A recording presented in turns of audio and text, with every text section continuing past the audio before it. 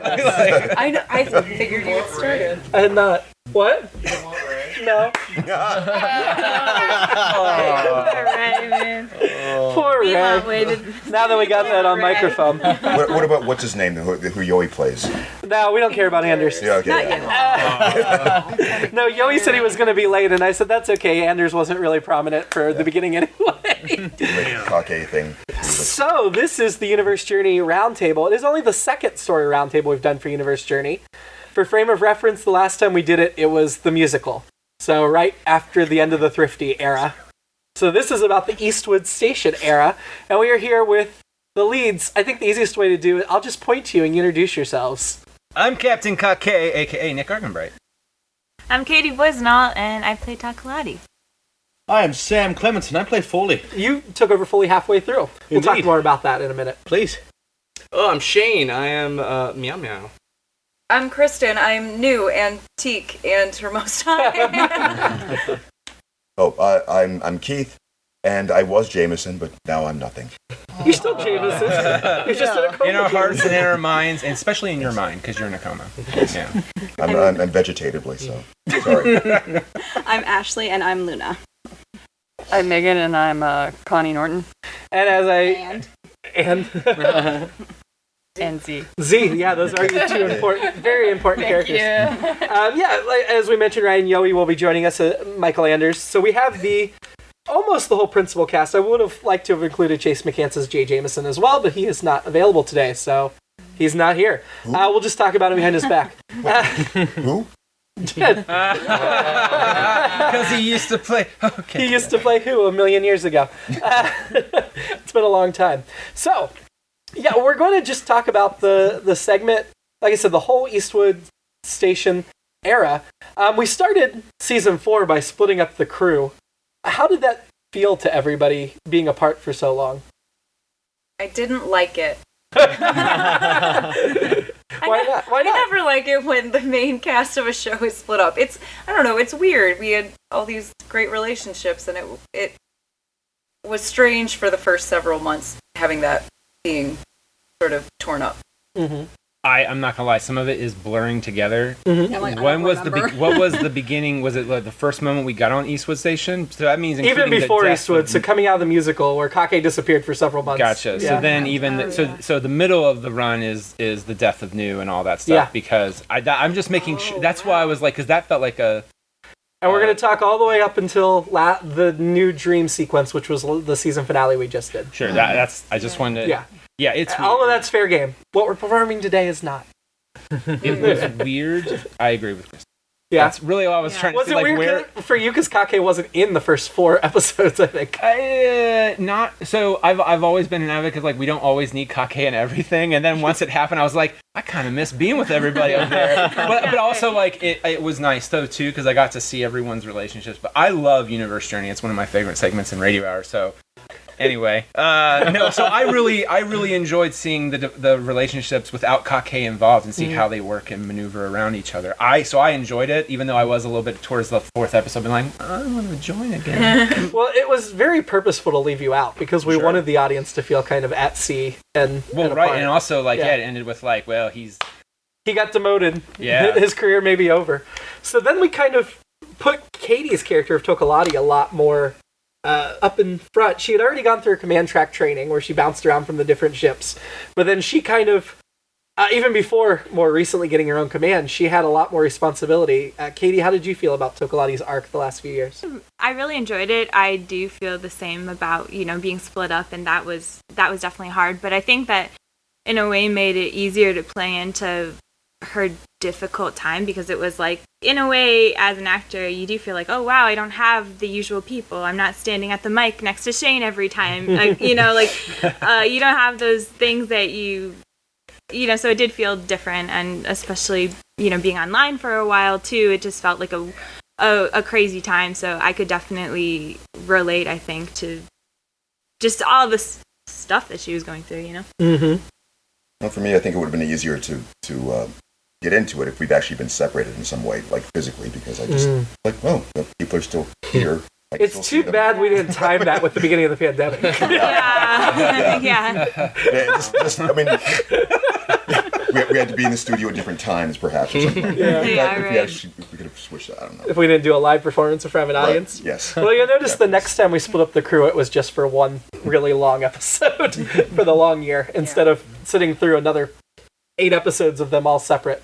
We are joined by Ryan Yohe, who plays Michael Anders, so he can say hi. Hi, sorry, I was trying to get to some logistical problems that plaguing all of us. Nick insisted on starting without you because he's like, that's right. No one cares about Anders. I'm kidding. Oh, what a surprise. So originally, it's great you came in. It's a good time because originally we were talking about this covers all the way from the destruction of the Thrifty to present, the whole Eastwood station era. So we sent Kake and Tokolati off to this new station, but it was just of the main characters of the segment. It was just them because Meow Meow didn't go, New didn't go, Jameson didn't go, Foley didn't go. Anders went though, and he wasn't a main character. How did it feel that you were the one that went with Kake and Tokolati to the new station? Well, I mean, it was I would say, was something that the Anders character, he just felt like it was time for him to kind of step up a little bit more and take a chance. And of course, with Michelle, he feels more comfortable. Kake, of course, he thinks he has a good rapport with, despite what he hears over and over again. So it was you're like on a first name basis with Tokolati for some reason. Exactly. But I like that. What can I say? But ultimately, it felt like just a push for him to try and get more comfortable in a position where he could actually become more front facing. Yeah, absolutely. Which was just a Norton. Sorry. We had 3 main plot lines going during that first season 4. So the 3 of you were on the Eastwood station line. In a second plot line, Jameson went to the Echo Dimension. Speak to that. How did you feel about the arc for Jameson? Well, I can't really remember it yet. That line of demarcation. So, all right. So, yeah, the ship had to be destroyed first, right? Sure. Then, You had a whole tango song about it. Okay, so the musical. So that was the part. So we were actually going on together, man. Well, and Jameson's stories are very personal because the first season we had to deal with his wife and all of that stuff, and then this arc in the Echo Dimension, he was going after his son. Right? Well, to an extent, I would say going after him. Well, that was a big motivator for why he wanted to study the Echo Dimension. Okay. Well, yeah, I suppose he was curious about that. But I don't. Was that ever really made clear in the sense that he was like, "This is the only reason why I want to do it"? I guess your true intentions hidden even from yourself. Yeah, I need characters to have that the actual line saying the reason why I want to do this is I'm motivated by finding my son. We'll make sure to put it in every intro. Right before you say, I'm in a coma, but I really wanted to find my son. But I'm in a coma now. Yeah. Just parentheses or something so I can you can just put the reverb effect on it. So this is what I'm thinking for the audience. And you were joined by Meow Meow in your journey. What? Eventually. Well, no, he... Fine. Reluctant as he was, he went with him. Yeah. How do you think Meow Meow felt about the Echo Dimension? I'm sure he was interested from a scientific standpoint, and probably from a cultural standpoint to see, like, okay, well, if my people are evil, what does a good version of them look like? They were more evil. Yeah. Just like, it's supposed to be the opposite. Well, no, because the Echo Dimension was not an opposite dimension. Well, just I feel like in the theory would have been it's an opposite thing. We were very careful not to make everything just the opposite. Yeah. And the characters weren't just the opposite. Everyone had goatees. And the wormhole between the two was by your home world, which clearly is played into, likely historically, why your planet is so evil. Probably. Yeah. They were influenced by that dimension a long time ago. I remember, I feel like we talked about this after a radio hour, like, 5 years ago, about that particular, like, the reason they are the way they are is because of the wormhole. Like, some of them slip through and were, like, whispering into higher-ups' ears of, like, oh, this But it doesn't count because we didn't say it explicitly, right? Right, yeah. Yes. No, I thought the theory you were going for is maybe they actually evolved from that. Like, they actually came to wormhole and started another planet. From the writer's perspective, I definitely think some of them crossed over from time to time historically. speaking, and influenced the development. Alongside the two of you, we added, way back in season 4, the character of Bobby Luna. Ashley, talk about that role and how you came into Universe Journey. You weren't even a cast member at that point. I was not. I didn't really know much about this little show. I just knew it existed. And most people someone wanted to be a voice actor. I said, go do this. I'll do it with you. Talking about your soon-to-be husband, Sam? Yes. I figure, I'm like, he'll get cast because it's Sam. He gets cast in everything. And I'm just like, they might call me back. We'll see what happens. And then Luna was recurring. I'm like, oh, I'll do like 2 episodes and I'll be done. And 5 years later, here I am. Yes, you're still here. I am. How do you think Luna has evolved through that time? She's a lot more me now. She's a lot snottier back then. Yeah. I don't know. She's always been very, very smart, and so like I don't understand half my lines. I don't. I'm just like, you guys have heard me. I'm just like, how do I say this? And, so, yeah, she's a lot smarter than I am. Aww. Well, the 3 of you were lost in the academia for a while. And then we have the third plot that involved Foley, who I know you weren't playing him at that point, Sam, but you were around for shows enough to have a general gist of what was going on, right? Ish. I can't for confirmation. And that was the interesting thing too. It's because I walked into it when everyone was split, and so even to this day, there's still some characters that I have not shared a strong presence with on stage before, and really developed that relationship. I know Foley has developed that relationship, but I haven't necessarily developed that relationship. Well, maybe. Kake and Foley really haven't done much since you joined the show. Not at all. And they were besties back in the day. I think you might be me. Yeah. I mean, it makes sense though because that was like when Kake and Foley had their split. So coming back together has and then everything kind of spiraled plot-wise. So like they got together real quick, kind of said their whatevers, and they had to go do stuff. So So we waffled for a whole year there where Foley had quit the ASS and only came back to rescue his friends. Now, you were aware of that arc when you joined. How do you think that influences the way you play Foley? Well, you know what? When I came into it, Foley had been through some shit. Pardon my French. And so it really... It was my intent to have Foley care more about his relationships than he had before, and care more about just how he composed himself. He was quieter, I think, than some of the other Foley episodes I've heard before, and because he had been affected and changed. And I think that his experiences he had led into him being who he really was and how he cared for others as the arcs progressed. Yeah. It's like he's a whole new man. And as by far the oldest character in the segment. Some would say a better man. A better man. Just kidding. Poor Seamus. We love him Not dearly. at all. No, he was I phenomenal. like Seamus' Foley better. Oh! Yeah, I know Ashley was disappointed that just as Luna and Foley were starting to flirt, Seamus left and you came in. And along for the Foley arc was New, who had gone to the ASS Academy and then was forced back into the service. Yeah, her dad came and pulled her out. Kind of paralleled Foley, though. You were both in a position you didn't want to be in because of your friends. Yeah, she wanted to go back to school and go up through the training in the right way, which was a little frustrating to play personally. Just when you know how powerful your character is, to watch them be like, no, I am going to strip away, act like I don't know anything, and start from the bottom. Like, no, you're so smart. Well, she was very clear that it wasn't the academics she was there for. No, it was the Jeffrey. She met Jeffrey. She had Jeffrey back on the Thrifty. Yeah, no, that was good for her to go through the socialization of it and realizing, like, not just the technicalities and the intellectual part of school and knowledge, but just the interactions between classmates and officers and cadets, and so it was good for her, but also I think she was needed with Foley. You only got to get away from your parents briefly before you were back to your dad. That's actually very true. I moved away for college. I got 1 year away, and then my parents moved to Columbus. So it was easy for you to play that.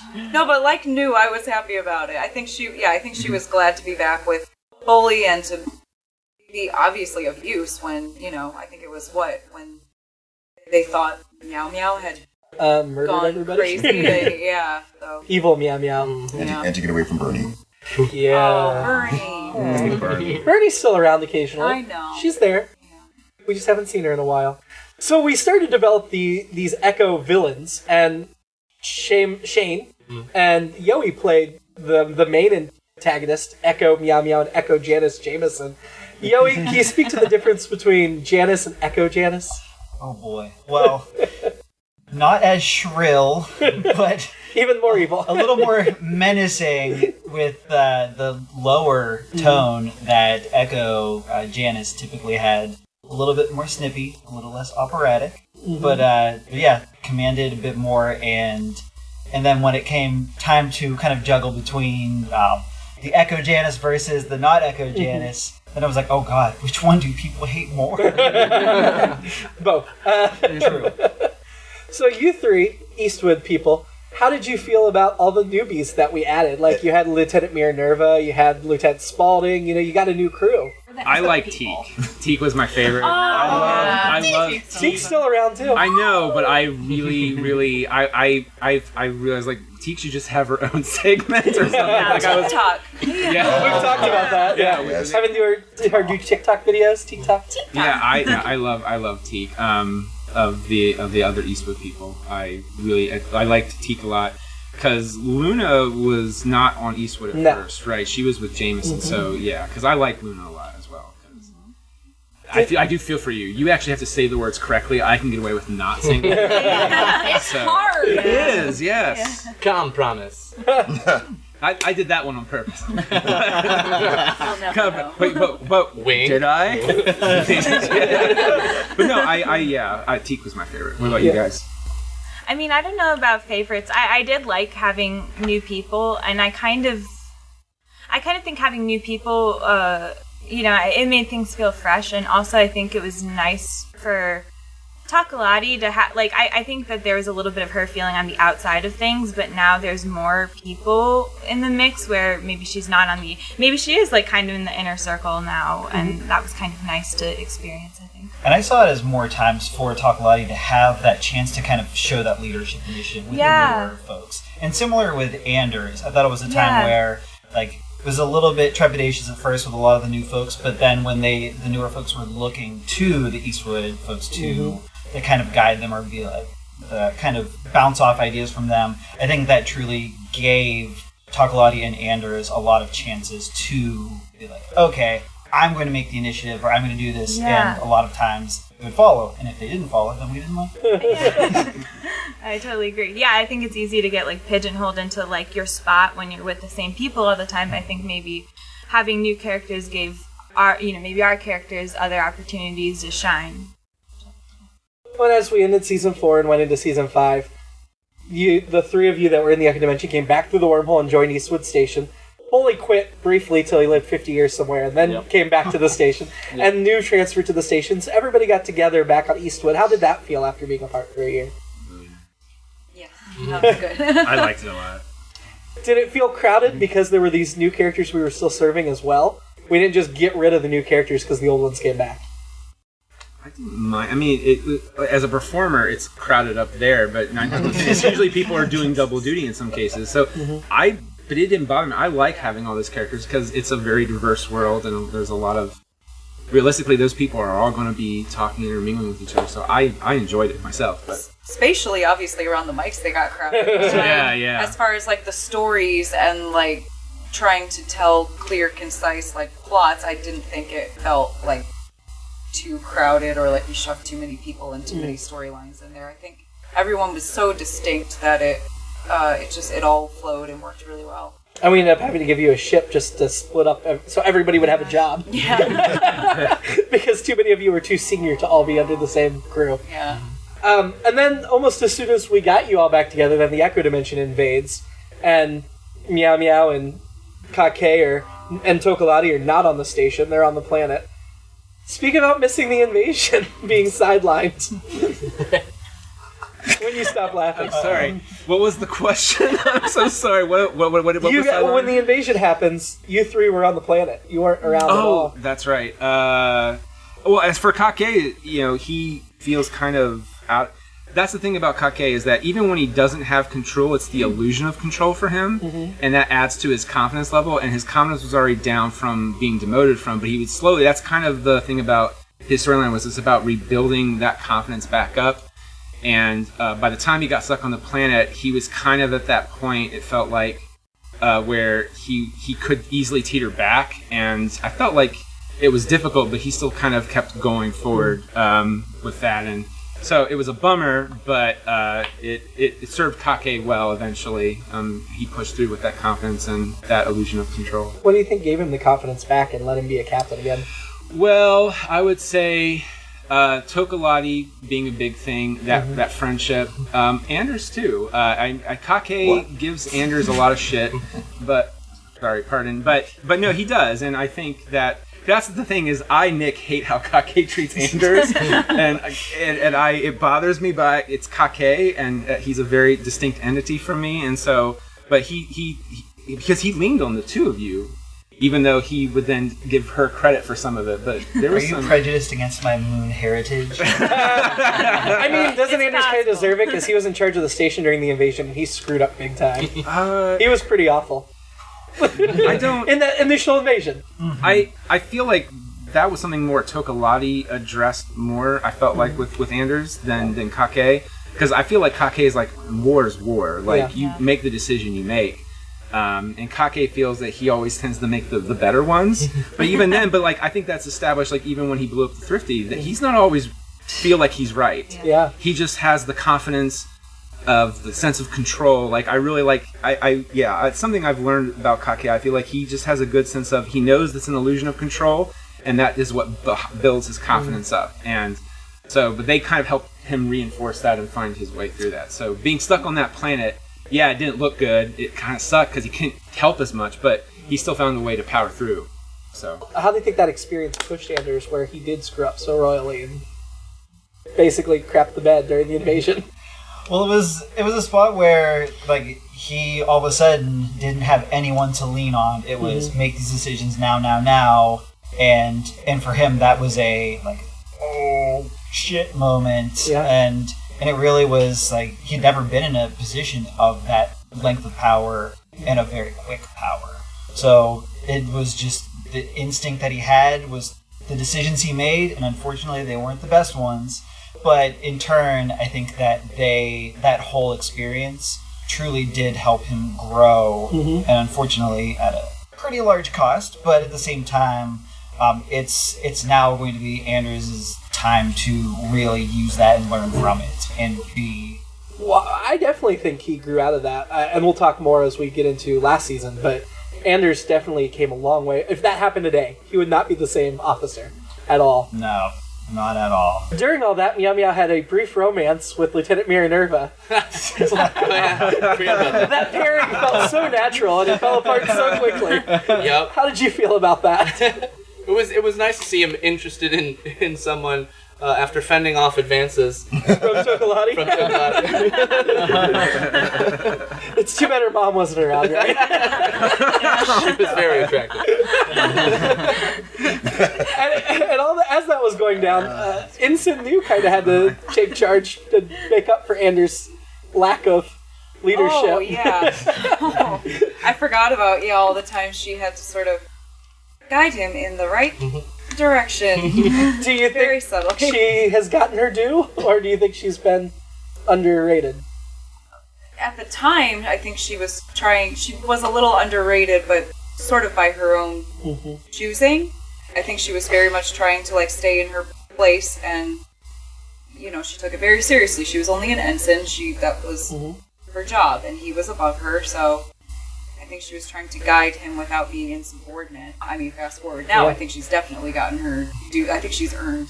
She got promoted 3 times since then. Well, I mean, she also died once since then. That's true. Buffy still has 1 death over her on her. Yeah. So I really liked the character of Minerva that we had. And Meow Meow's brief relationship with her was really funny. Because we were losing Karen, that's kind of why I brought in Norton.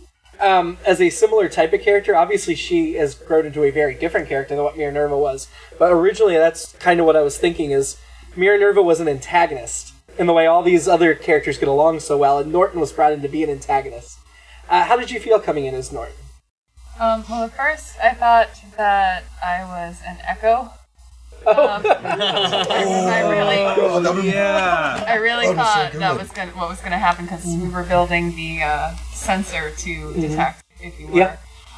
So when I realized that I was gonna just continue to be a jerk and a speciesist, that was like awesome. like an Echo Minerva? Yeah, or just Or just an Echo character. Someone Yeah. from, just because she was just so mean, and now it's just how she is. Oh. Just how she is, probably. She's not all mean. She had that nice little romance with Anders. It was all selfish. Was it? Yeah. So that one though it's hard because I want to be kind and I want to but sucks to be mean. It's alright. I'm used to it. So it is very difficult to be mean to Anders, but Norton has no problem with it. Well, no one asked I think for he your liked But, from her. no, the thing about Minerva and Norton were my favorite characters. So are I suppose. Of that era? Yes, of the Eastwood since you're asking about that. But it's funny because you play those characters so well, I thought. She didn't play Minerva. Well, I mean, characters like Norton. There was like I think I've read for Minerva once. But it's something in probably. Dano Kravitz, wasn't there? A character similar? Yes. Oh. Jolene. Also doesn't get along with Yohe. Just so you know, I'm nothing against Those coincidences tend to come up across segments. I don't know. We always pair Katie with Chase. We always. And even when she's playing herself. No, but I guess my point is, it's you do a convincing job if you were that nice in real life. So, of not being nice. Well, and what was? Thank you. I am very, very mean. She bullied and blackmailed her way into the cast. So we should talk about that now. Yeah. I supported you. Was there, so because it's jumbled in my mind. Was she Z first and then she got Norton? Yes. She was Z first, and for the record, Z is not Norton. I've tried very hard to delineate that those are definitely not the same character. Hopefully nobody out there is thinking that Norton is just Z lying in wait, because she is not. And that is part of why what Keith said, like she could secretly be Echo Dimension. I didn't want to play that card too much, and we already had the Echo Dimension officers that would infiltrate the ASS, and it just would have felt one step too far for me.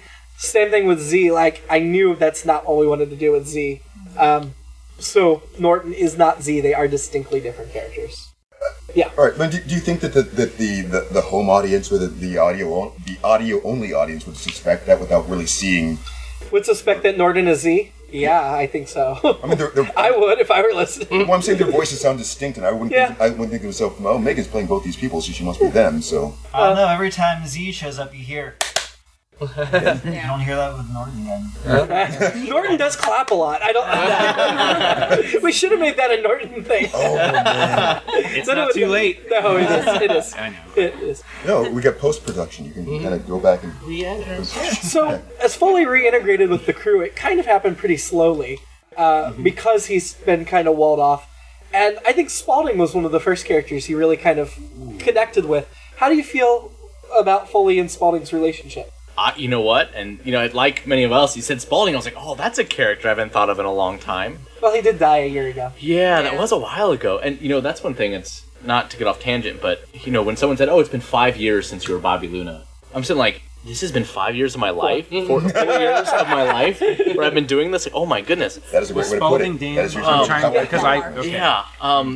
So, Spaulding, it was Dan Kondo, correct? It sure was. Oh, my gosh.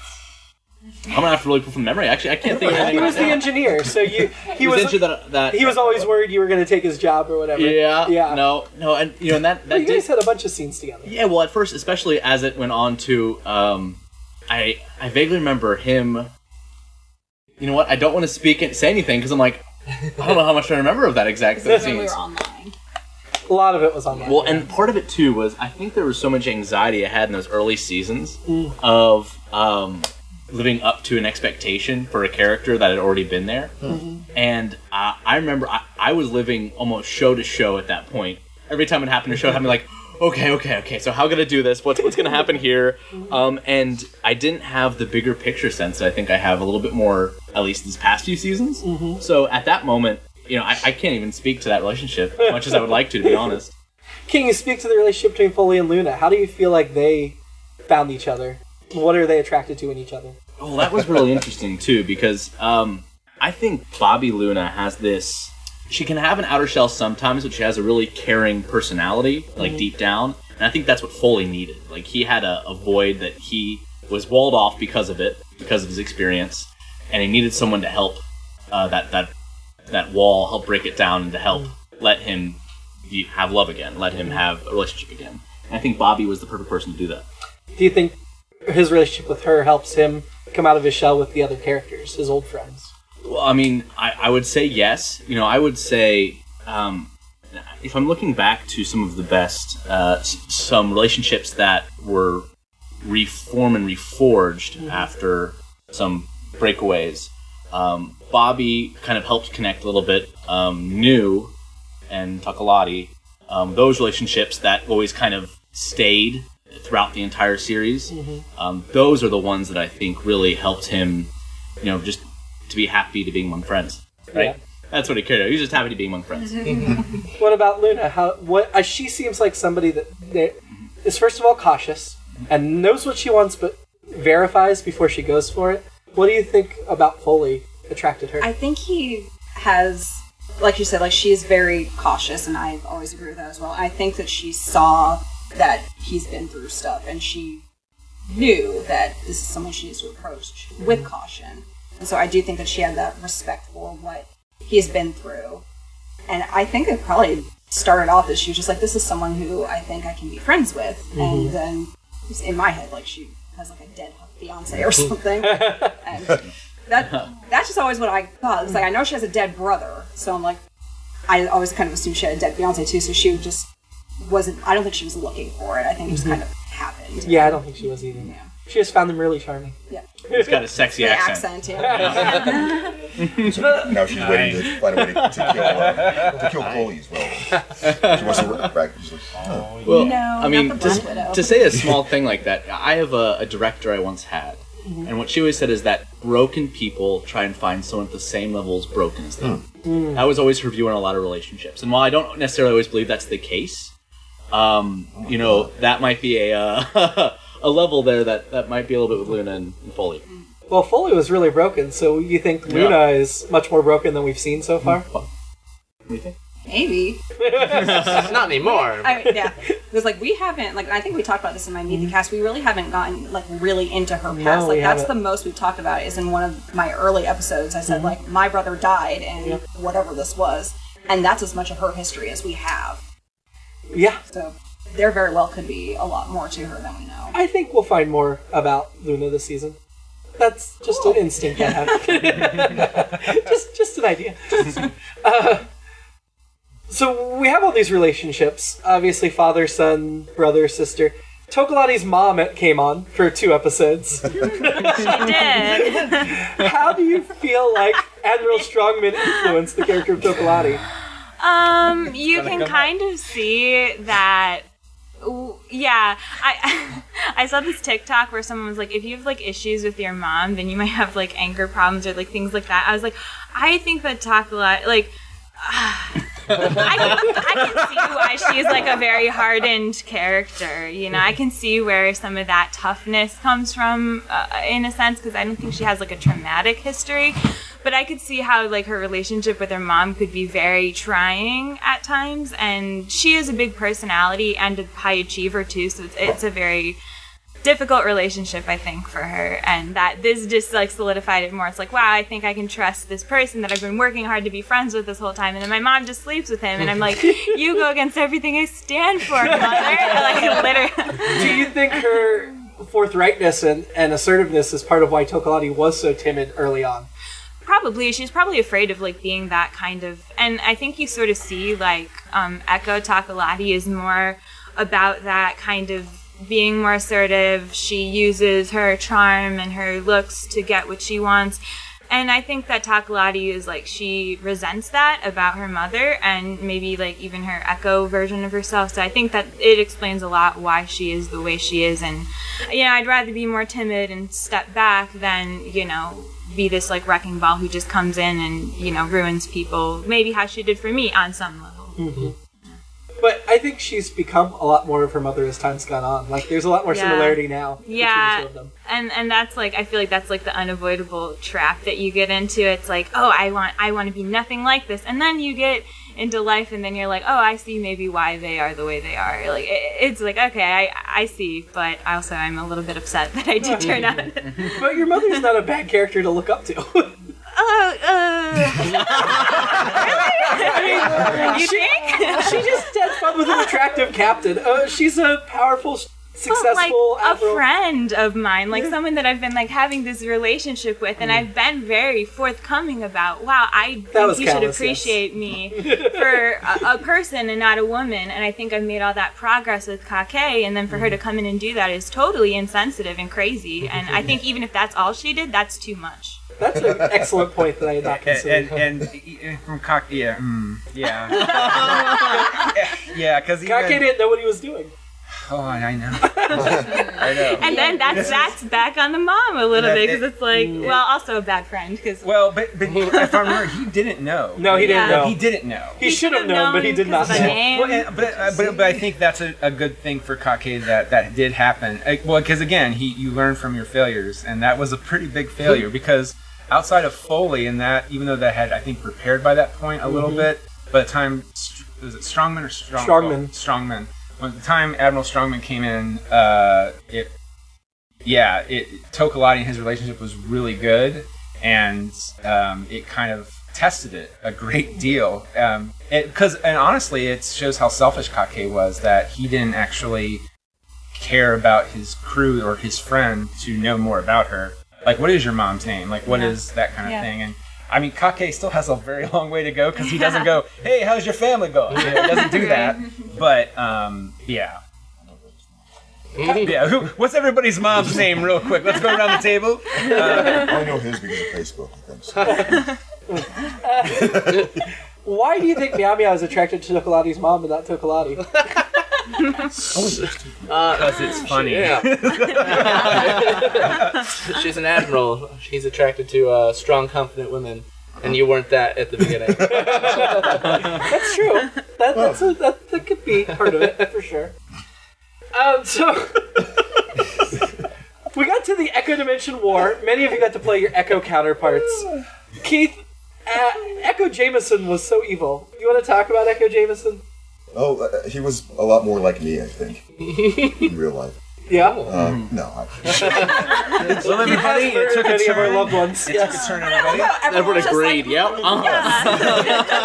Well, actually, it was almost like like an awkward, like, wait, did we agree to that too fast? Oh, yes, wait, what? I don't know. I like being able to play characters like that a lot more. Just, there's something about the timing that comes a little easier for some of those things. Or there's more. No, not this. I'm kidding. Sorry.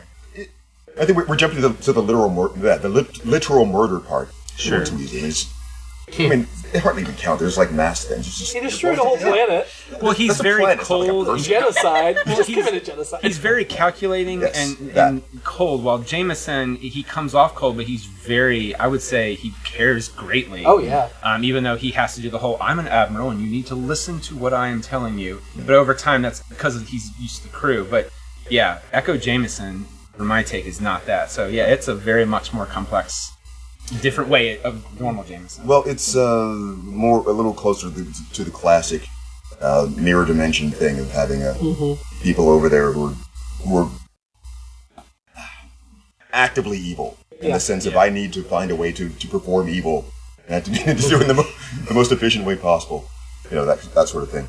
Or even just being able to save it. But going back to what I was saying, it's more fun to play things like that because you have more of room to play with the way you would normally say things, or trying to get things across in a way that is more hurtful, or the most calculated way to do whatever.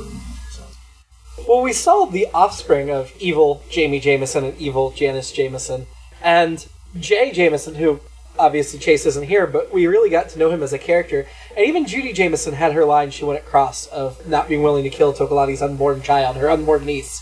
Where do you think their kids found their compassion when their parents seemed very lacking in that regard? What's what you said before? Yeah, like True, like, yeah. going against what you're what your parents are doing, because maybe they're seeing that and it's to this crazy level where they're like, wow, I have a lot of human compassion now because they've been traumatized growing up. Like, wow, my parents are like doing something terrible. I can't do that. Maybe it was a world when they were born with compassion. They lose it steadily through their lives just because of who they've been with and been surrounded by. Yeah. Nature versus nurture. Well, I was about ready to say is like, or maybe in the echo dimension, so in our, usually nature versus nurture is nature, you get tough and hard and whatever, and then nurturing is you're more empathetic, more caring or whatever. But maybe in the echo dimension it's the opposite. Maybe, I don't know. That's what I'm not. Or we've been making we have been making assumptions based upon the tropes that there is some sort of magical force that makes people automatically evil when you're over there, but it could just be the butterfly effect of something else that happened. And of course, when the characters come over to the other side, they see other examples and have other opportunities that. Yeah, it's just how the teenagers rebel. Yeah. It was like, oh, you're going to be evil? Well, I'm going to be nice. Tokolati tried very hard to keep Jay Jameson at arm's distance. Why do you think she wasn't able to do that? I think that...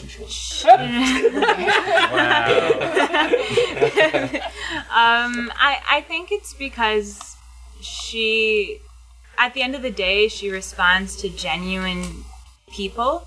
Like, even the same, like, I think the same could be said about, like, her friendship with Kake. At first, it seems like, oh, this is someone that I totally resent, but wow, he's actually got goodness in him that I see. I think the same happened with Jay. It seems like he's Echo Dimension. I should totally resent everything about him.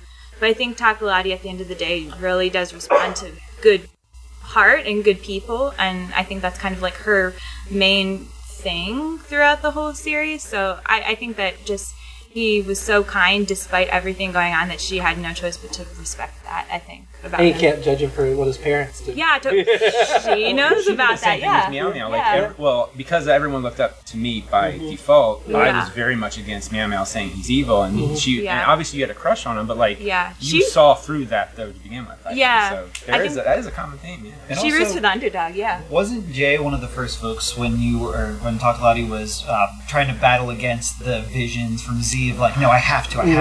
Yeah. And everyone else was kind of getting pushed away because of like the cold they felt, but Jay was like one of the only people that didn't let you push him away. Yeah, and I think that meant a lot for her because I think she is a very strong person and she does handle her stuff a lot, and I think she really needed someone to be insistent, like, I am here for you, I'm going to be here for you. I don't think that she's used to that. Again, like going back to like the parent stuff, she didn't have like that probably growing up, so I probably meant a lot to her, I would say.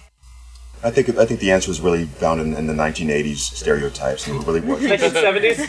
No, it was really just Jay's butt. That's it. She liked his butt. True. Yeah, all the 70s movies were about the butt. No. Well, no, the thing they do with it. I know, but the 80s are the 70s from her perspective. What do you think it meant to Jameson to get to know this older version of his son? I think the scenes we got to do with that were actually the way they played out. I think fairly realistic in the sense of I'm trying to find the words for all that. It's like getting something you think that you want, but you aren't sure that you want it when you have it, and then you don't feel like you should want that, and then you know that kind of all the conflicting emotions at the same time. Are you betraying the son that died? Are you putting the other person in an unfair position? Is there always going to be a shadow over everything? Even if there is a good relationship, we're always going to just... So, is it poison for this time? Yeah. I mean, he clearly likes and respects Jameson, though, too, so there's a mutual... Well, that brings us up, I think, about roughly to New's death. How did you feel about New dying?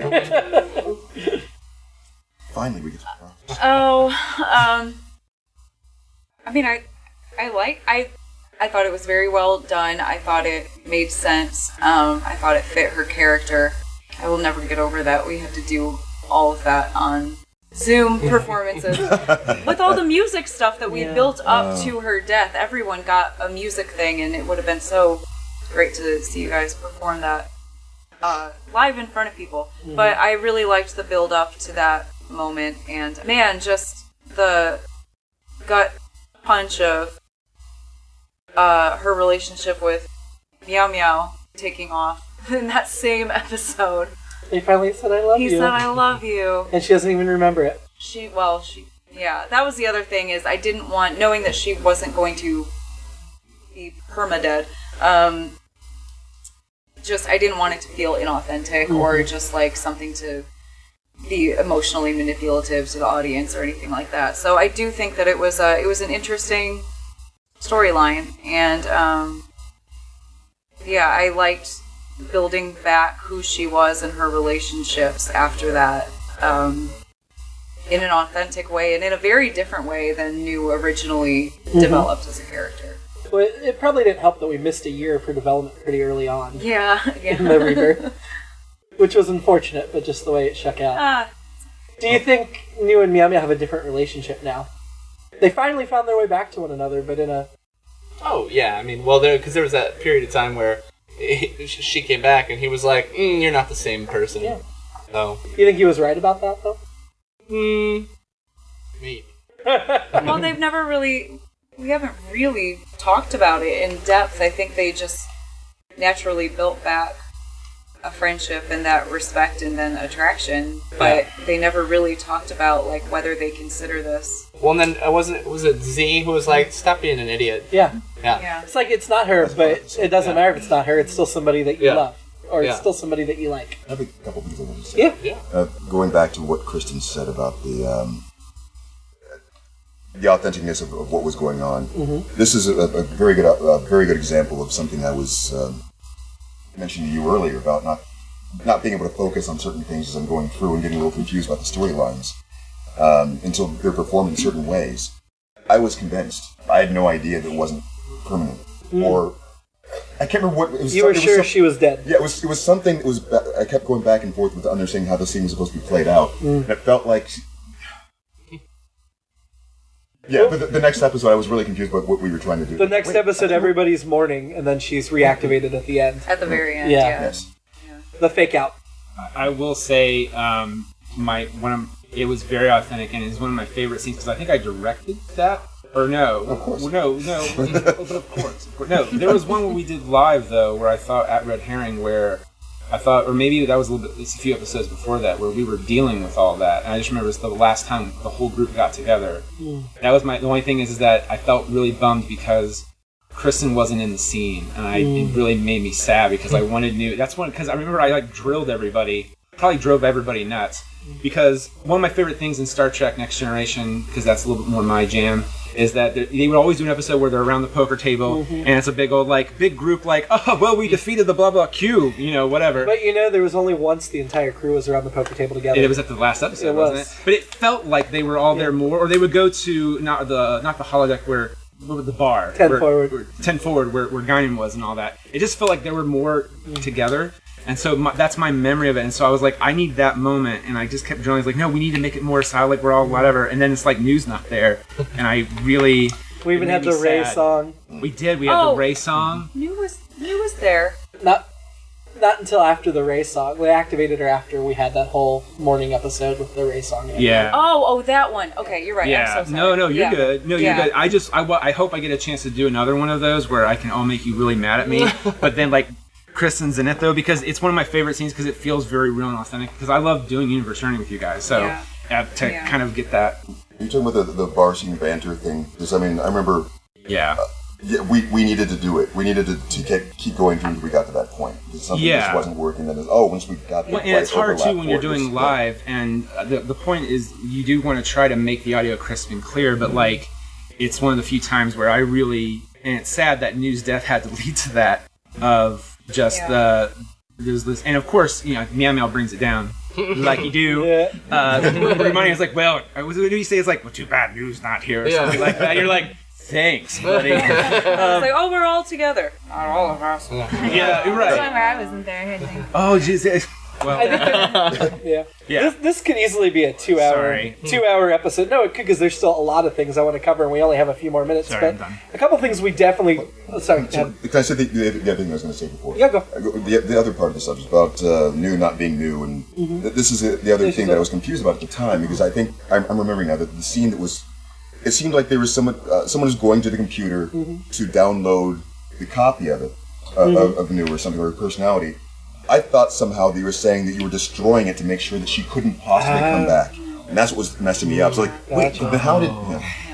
One more thing, real quick, that I want to say about just them reforming their relationship, and I don't think we ever answered this, and I'm not sure if we're going to, but I really liked when we talked about getting them back together. I liked the idea of, you and I talked about this, does he love her still, or does he love her again? We talked about that in the Z episode where he was wondering if he should get back to her, but we didn't answer it. The still versus again. Is this the same person? Is this the same love? Or has it just happened to happen all over again? And maybe the answer is, does it matter? So here's the other question that I have about that. I remember there being some sort of explanation about why she's not the same. Is New intentionally blocking off memories? I think it was said that she has the memories, but she doesn't have the emotional capacity to feel what you usually feel. Because like the word, like remember, so like member is a body, and then re is again. It's like re-embodying something. So she like has the memory of it, but she doesn't have the emotional context. The context, or that that trigger that a memory usually swells up in you. Yeah, when you remember something, there's a feeling that is associated with that, or even like a smell, like it takes you back to that memory and then that feeling. The memory is the data without the soul behind it. Right. Exactly. Yeah, I can kind of relate to that. Yeah. Actually, as if you're being handed a memory that, or here's a printout of what happened on this day that you don't actually recall experiencing. Meow Meow, how do you think he felt being around this planet for so long? Finally seeing Serptidia. He hated it. It was the worst. He spent his whole life getting away from it. And now he's forced to be on it again. Do you think he made any peace during his time there, or just glad to leave it behind again? For the most part, I mean, on the bright side, he doesn't have to deal with family anymore. Your family's That's the bright side. And Kake was the blessed one of your people. Which is just unbelievable. Like, even for Meow Meow, who loves Kake, they're just like, this is a bit much. Kake kind of felt the same way, too. So, like, he kind of got into it after a while, though. Well, what was the bigger violation? Sleeping with Chocolatte's mom, or being the blessed one? Meow Meow. Well, here's the thing, though.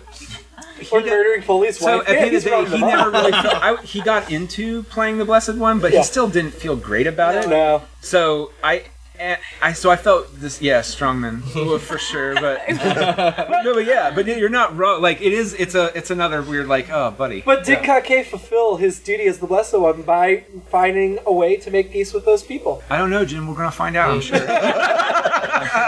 Because I feel like temporarily, yes. But if there's other stuff in store... That was the end of that arc. Okay, then I guess it is. Do you think that was enough of a payoff? Do you think he fulfilled what he should have done? I think... Well, yeah, because he actually did something he shouldn't have done. Yeah. By the ASS's view, not necessarily their perspective. Well, that's true, but he's trying to do the right thing best he can. Yeah, I don't know, like, if that pays off later I don't know. Is Kake a hero? I think Kake would say yes. I think me would not want him to feel that way, but he's confident. He feels like he might not go shouting it about anymore like he would before.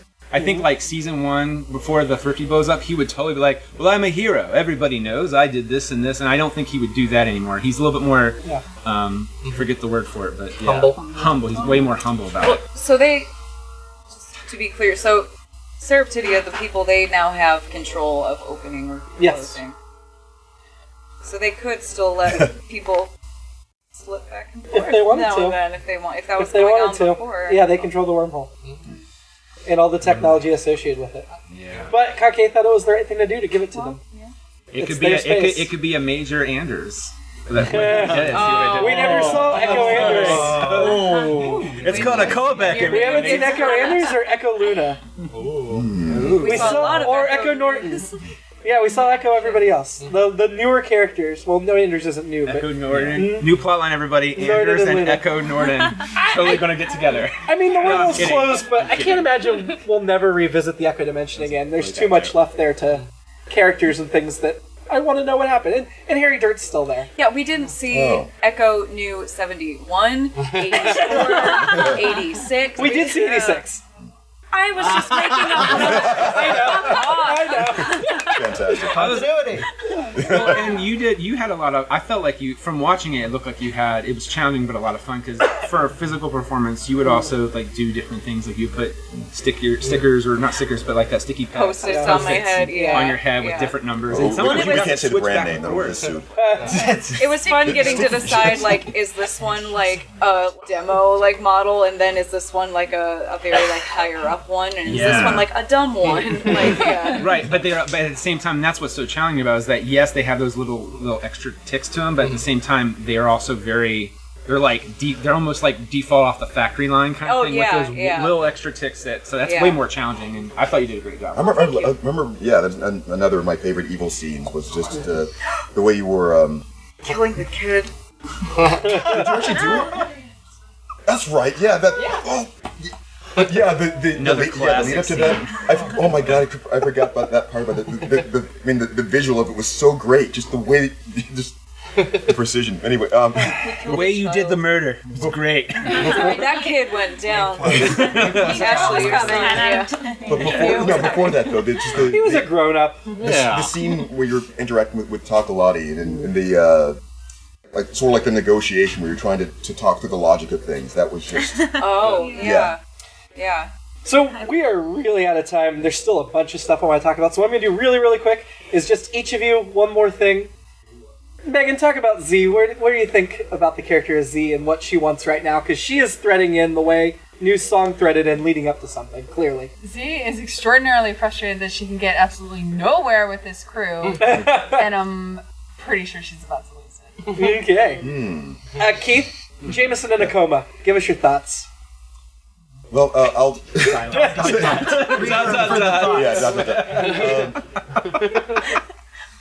Well, he would be like I am, too focused on Samantha's interest, because I was just thinking, did Kake do the right thing at the wrong time, or possibly the wrong thing at the right time? Depending on your perspective. Yes. There we go. So that's it. Yeah. Do you think New is finally coming to her own, like fully? Like Foley? I'll see what you did. Not quite. No. You don't think of her as a senior officer yet? Not yet. I think. I mean, intellectually, obviously, like. And she has the rank and the position. Yeah. Is it I think of coming into her own as like when she can say like she completely understands and feels like she is accepted as a like person among everyone else, and no one looks at her weird or treats her differently. I think she feels like she still has a lot to learn on that side of things. But also like she's in love and she's having her first relationship, so I think that's going to be part of getting there for her. For her, coming into her own is when she can say she's had the full experience of being a live person. Shane, Meow Meow's Kake's best friend now. How is that after 7 years? Finally. I'm so excited to see all the shenanigans that they can get into together. Shenanigans, my friend. Imagine all the science stuff that he's gonna start, and you're gonna be like, love it. Meow Meow, what are you doing? It's always frustrating. I've said this before, I think on the last roundtable. It's always frustrating because I love doing scenes with Shane, but we're always kind of at weird odds. It's Kake and Meow Meow, and now it's like we're kind of buds now. Yeah, it's pretty nice. That'll be a nice. Finally. Yeah. Luna, is it gonna work long distance with Foley? Okay. Problem solved. How? It's not something I'm worried about, because just like in a like relationship wise, I think they are very similar to me and Sam, and that like they're very solid. Yeah. So I'm just like I never once thought just like, oh, maybe this isn't gonna work out for them. Like I'm just like, this is it, they're done. Well, I guess the only way to find out is to send Sam away for a while. See how it works. We'll see how that goes. Sam, Foley had a taste of command for a year. Do you think that's changed his mind about what he wants to do with his life, or do you think that was just he did what he had to do in the moment? I think a lot of it was he had to do what he had to do. And I think right now he's at a moment of happiness in his life that he hasn't had in a long time. So I think that's where his focus is right now. Is where he is in his relationships that he has. Yohe, Anders is first officer to Tokolati. That's pretty high ranking. Do you think that's the epitome of his ambition, or do you think he wants to be a captain someday? I don't know. I think he's going to take a little bit of time in that first position, and I think depending on the actions he makes, may or may not kind of try to convince him if he really wants to go for the gusto and head up higher, or if he truly feels that that's the best spot for him, and he'll truly guide as best as he can right in that spot. Nick, Kake finally has his starship back and is doing what he was meant to do in the first 3 seasons, you know? How do you think he feels about that? Feels great. Do you think he'll be a different type of captain this time around? Yeah. Yeah. I mean, the confidence is still there for sure, but I think how he approaches his crew and how he approaches things with everything he's been through that will be a little different, for sure. And then, when also the fact that how he got the ship, in terms of dealing with the interpersonal relationships of taking people, that it wasn't a beef, but it was like a small conflict with Tokolati. It's like, well, Tokolati wants good people too, and Kake just can't have his way. And then also then he does the whole thing and he realizes it was wrong. He's like, well, then you should just be on the ship with me again, like on Eastwood, where you kind of took a lower position. And you should have probably done that. I think he'll be a little different for sure, even though it's Kake. So, Katie, you're last. Tokolati's captain now of her own ship, but she just went through some really dark stuff. Do you think that's going to affect how she's captain? Yeah, I think so for sure. And she's got a baby. Yeah, there's a lot going on for her, honestly. And I think that Tokolati, how I interpret her is that she's someone who loves to be overqualified for something and knock it out of the park easy. Mm-hmm. And I think that she loves to sort of be a backseat driver in a way where she's like, oh, Kake can take all the, responsibility and I can just have the easy riding of hey, I can just see objectively what could be done differently without having to make those decisions. So I think she's in a really uncomfortable spot for her where she's really pushing herself. Because, this is something that she's been working for, but I think she is kind of afraid of her own success, I would say, especially with everything emotionally going on. So I think that this is a lot uncomfortable for her, because maybe she's not in a position for the first time where she's overqualified. Maybe, she's in uncharted territory. First order of business, correct everyone that calls you Tokolati. Okay. So we did 7 seasons. Clearly, 4 seasons is too much to get through in one of these. So we'll try to do the next one a little sooner. But 7 seasons is as long as all the old Star Trek shows used to run, and we're starting season 8 today, so lots more universes to journey through. I'm kidding. Thank you all. We'll talk again soon. Bye. Bye. You just heard It's All Been Done Radio Hour number 418, Story Roundtable number 96, Universe Journey, Seasons 4 through 7. Please donate to our Patreon at patreon.com/IABD. A mere $5 donation gets you access to past and upcoming raw audio to our monthly shows, as well as exclusive performances, bloopers, and short stories. Have a great week! It's All Been Done presents Who's Got the Time?